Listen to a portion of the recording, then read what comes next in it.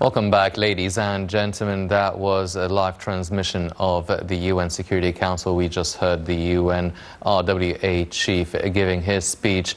Dr. Azzam, unfortunately, we have very little time left, but before we go, I want to ask you a question regarding the cutoff of the internet connections, the phone signals within the Gaza Strip, and everybody was calling Elon Musk for Starlink and trying to get our own towers close to the Rafah border crossing, all these efforts. Now,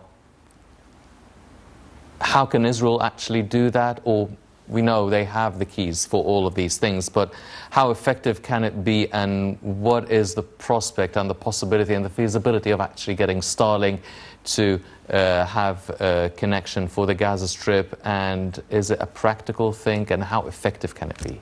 Thank you again. Actually, theoretically speaking, yes. Practically, no. Because this needs a setup. You need a receiver, you need equipment, and how you can get such equipment to the area of conflict. Without the permission of the occupied army, it will be very hard.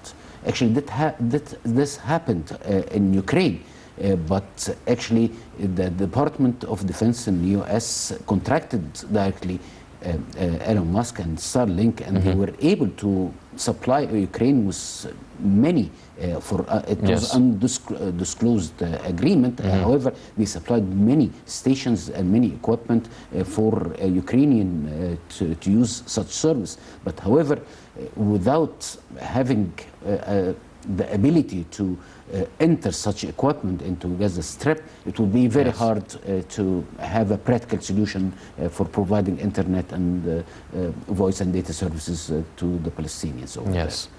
Ladies and gentlemen, definitely a lot has been going on and still going on within the Gaza Strip, the Palestinian-Israeli conflict. We tried to take a closer look on the technological aspect in the warfare taking place there, and definitely still a lot more coming up within the next few days.